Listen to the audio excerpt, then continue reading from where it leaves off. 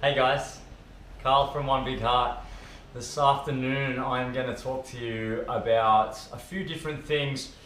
Twists will be one, and heart openers will be another one. The other thing we're going to get into is sideways flexion of your spine. Okay, so putting all these together, we could say that I'm talking to you about spinal health today. Okay, it's a big part of your body. It's a big part of how you feel each day. Okay, back issues. I mean, I'm sure you've experienced it. They really have the ability to pull you down into a downward spiral, and when we start to feel things happening with the back, whether it's your lower back or up in your shoulders, pinching in your neck, quite often the mood change that happens with that is one that makes you want to sit and be still, and through that process of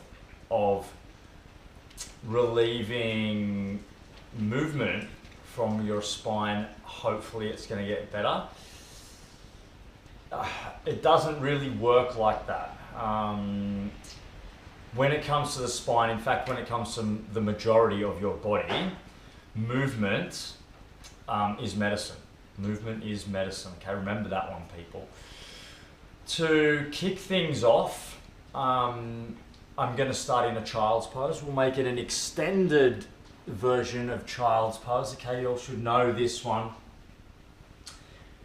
Big toes together, knees wide, and reach your hands out forwards. Now, as you push down into your hands and deliver some energy through your arms, take your elbows away from the ground, and then with your forehead resting onto the ground, as you stretch forwards, your heart is going to start to melt down towards the floor.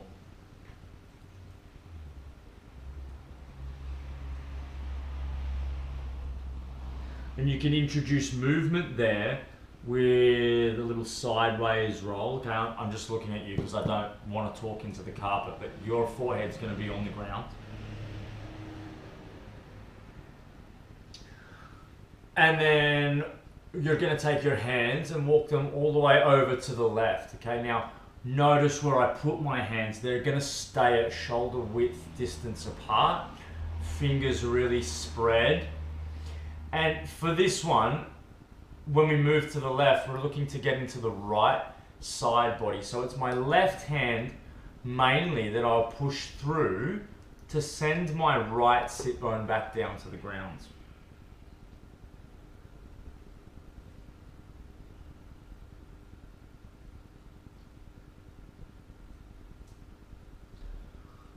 You can take a few minutes there in child's pose, a few minutes on the left side, getting into your right body, and then a few minutes over here on the right side. Now this time I'm going to push back through my right hand and let my left hand float to open up the left side body.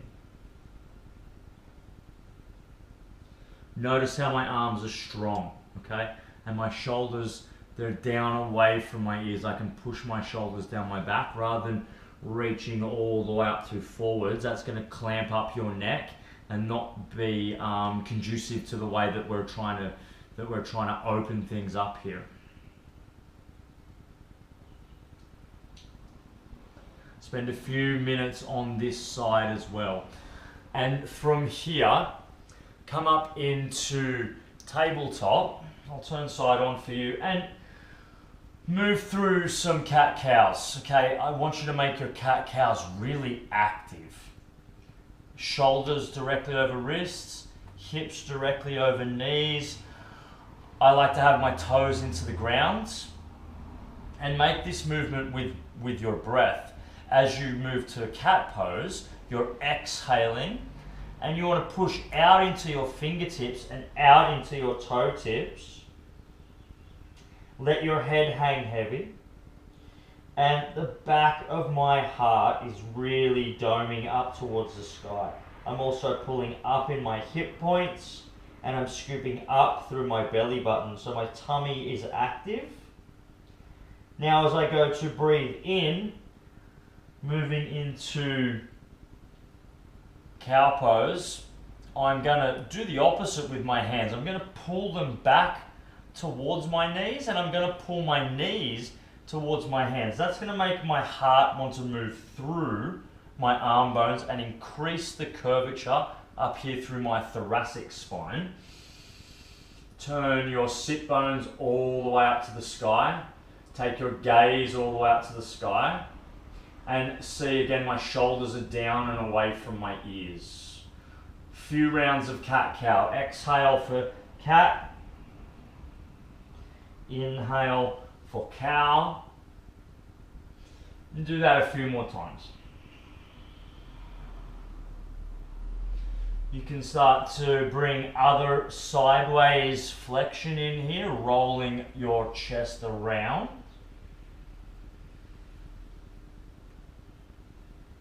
Make sure you go both ways if you're going to do that.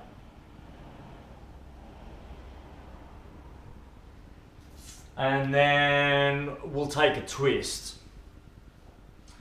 So I'm in the same position as cat-cow, shoulders over wrists, hips over knees. Take your right hand and reach that all the way up to the sky. I like to come onto my fingertips and extend really tall. Then slide your right hand underneath your left arm. Shoulder touches down, your temples touching down. Natural tendency is you'll want to move backwards. Stay forwards here so that your shoulder is staying away from your knees. And use your left hand. Push it down into the earth. You'll see that that twists me open.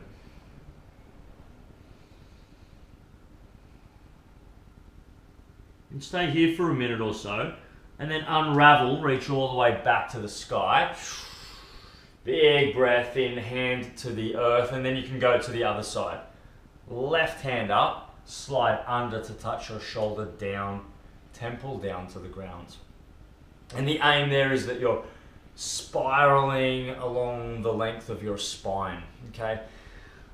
Now, the next one, reclined butterfly, this would be the supported version. Now, I don't have a block with me here at home, super yogi that I am, no block, but you might not have a block either, so I've got some other things. You can use a pillow, yeah? And I also have this foam roller that provides good support. Now, let me turn around and show you how this works. You want to place your support from the thoracic spine, which is the bottom of your rib cage, up. So, example, if I'm going to use my roller will sit here. Okay. You could also turn your prop sideways, but you want to have that in between your shoulder blades. Down here, not the region that we're talking about. Okay, your lumbar spine gets enough of this. We're talking thoracic, we're talking heart openers. So with your support, up nice and high, and then laid back. Let me move forward so I don't go out of camera. Lay back onto that. And then let your head lay back. Let the soles of your feet touch together and have your arms laying out wide. This is one of my most favoritist in the world releases. And when you're done with this one, take your support out and then send your legs out straight and just lay here on your back. There's a little something special that happens in the back of your heart and in your rib cage. I want you to get that experience. Right foot forwards, low crescent lunge. My knee is on the ground. I'm pulling up in this hip point towards my rib cage. Then from there I'm going to sweep up into the sky and take a sideways bend. Try and keep things lined up to the center of your mat. Your hips will push a little bit to the left. And also keep pulling in through your belly button. Cool, then come back to the center. Do that one on the other side. Swap knees over. Right angle here. Right angle back here. Sweep up, breathe in. Squeeze through your belly. And side bend over to the left.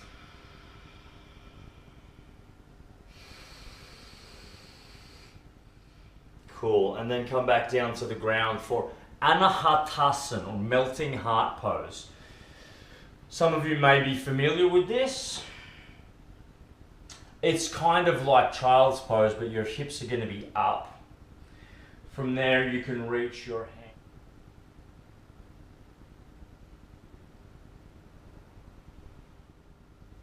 Okay, with all this extra mobility starting to happen around the heart space, around the ribs, and within your spine, your body is really primed to start to use this shift in energy that you've created. Okay, and now this one won't be for everybody. We're going to have a look at a full wheel. Okay, I'm going to take it side on, and then I'm going to take it long ways as well, just so you can see what's happening. The place that you start is the same place that you start for your bridge pose. Heels as close to sit bones as you can get them. And start the same way, exactly the same way. Scoop your tailbone, start to lift your hips, lift your heart away from the ground. From there, point your hands to the ceiling as if you are doing a push-up on the ceiling, and then bend your hands over beside your ears. Okay, we're going to take this in 2 stages. Push down into your hands and your feet and come onto your head. Okay, this is where you check your elbows. Make sure your elbows are still pulling in towards each other. Make sure your knees are pulling in towards each other, and then push into everything to lift up into wheel.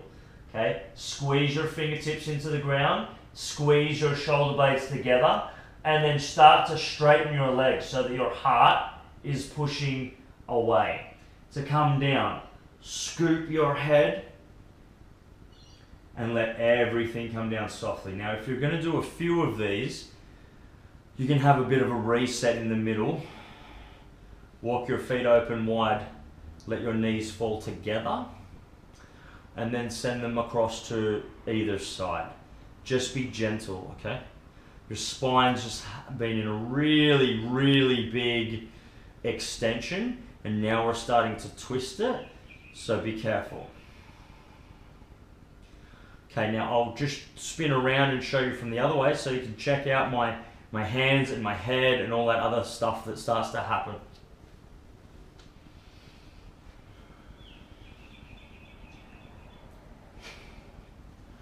Normal bridge pose first. Push up on the ceiling. Thumbs beside ears, elbows in, knees in, to my head I go, and then I check out my hands, my elbows, and then push everything in to come up. Keep squeezing knees together and shoulder blades in behind heart. Tuck chin, slowly come down. Now give yourself a fair bit of time here on your back before you take this next twist. Get out really long, right knee to chest, and then roll over. And to the other side.